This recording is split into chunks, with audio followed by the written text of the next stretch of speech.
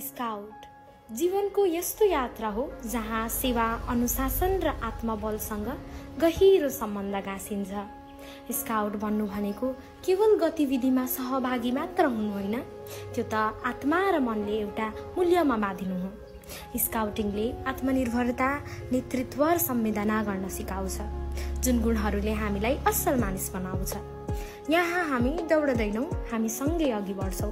हाम्रा हातहरू सधैँ सहयोगका लागि खुल्ला हुन्छन् र मन उत्साहले भरिएको हुन्छ।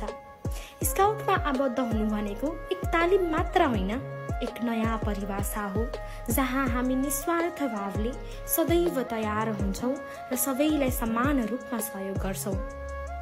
हामी स्काउटहरू जहाँ जाँदा घाम लाग्दैन त्यहाँ हामी उज्यालो बोक्छौँ।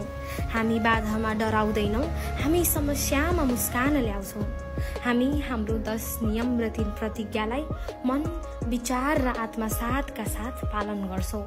तसर्थ स्काउट बन्नु भनेको हरेक चुनौतीलाई मुस्कानले जित्न सक्नु पनि हो। यो सेवा र साहसको साँचो मेल हो, जहाँ नेतृत्व, दृष्टि हुन्छ र सहयोग